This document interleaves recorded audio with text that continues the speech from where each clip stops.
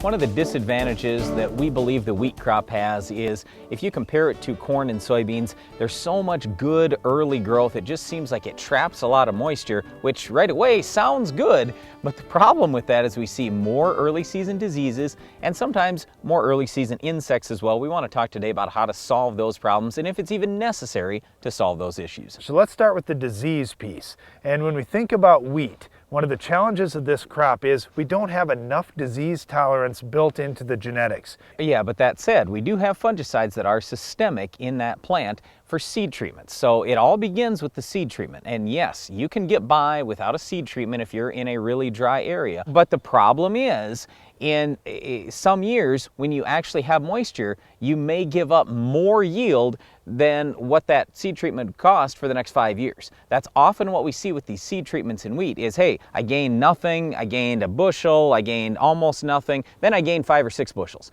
So that's just kind of the way it goes. So you have to weigh that out on your own farm. And hey, if you're great at predicting the weather and you can say, you know what, we're going to have a drought this year, I'm not going to have any rain for a month, fine, go with no seed treatment. But otherwise, you're really taking a lot of risk there. And I would say we've got a lot better seed treatments today than what we did even 10 years ago. And so when we start talking about early season diseases and insects, it really starts with that seed treatment. If you want to protect the seed and the young seedling, don't forget you're protecting the young seedling, not just the seed, then usually these things are a pretty good investment. All right, well, by herbicide timing, we've got a decent sized plant and you aren't going to get tremendous protection from your seed treatment fungicide. So I don't want you thinking, hey, I put a seed treatment on, I'm good for quite a while here. No, you're good for a little while as that plant's getting started. Now when it's about herbicide timing, this is a great time to get out and protect that crop with an early season fungicide.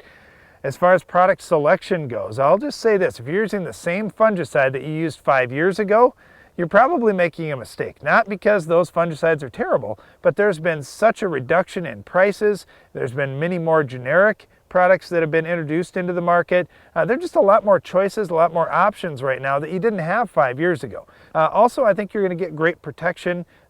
Many times we're seeing a strobilurin type product put with a triazole. So we do like the combination fungicides, just don't get carried away thinking they're way better than they really are. All right, whether you should use this early treatment or not really comes down to return on investment. And here's the way I look at the whole thing. Hey, if I only spend $1 or $2, what do I need to have to double my money? I need to have $2 to $4 back, okay? Are you really watching the yield monitor that close? Are you really weighing out strip trials so you know if I have a bushel gain or less from that seed treatment? Okay, so rather than doing the generic tilt in a lot of cases, what we would suggest to you is a strobe. So Headline has been really good. That's come down a little bit in price. You'll see it come down a lot more in price in the future because that's coming off patent here in 2016. So we already have generic Quadris that you can get for under $4 an acre for a half rate. Usually people are talking half rates because we're talking small plants. They need a small dose of fungicide and they'll be just fine. All right, let's talk about the insecticide a little bit. The good thing about the insecticides is they've come way down in price versus what they were 10 years ago. So here's what I always tell people is, look, when you're out spraying your herbicide, fungicide combination, at least have some insecticide along and scout the field. Just take a look at the field before you go ahead and spray.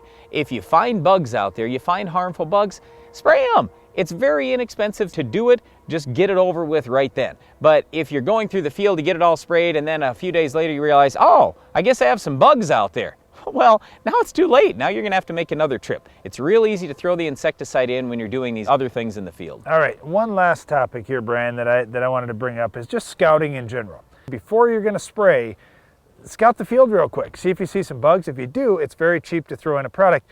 With disease, scouting may not be the big deal. No, you can't scout for disease. By the time you see the disease, it's too late. So if you have wetter conditions, you have varieties that are maybe a little more susceptible to disease, you've had a history of disease in the past, you have a lot of residue out there, you're in a no-till type environment, I mean, those are all conditions where you're more likely to have disease issues. All right, there are a lot of early season issues in wheat. Stopping them ahead of time with fungicide or insecticide use can really improve your early season growth and ultimately your wheat yields. One other thing that's critical for getting high yields in every crop is controlling weeds like our Weed of the Week. Can you identify this week's weed?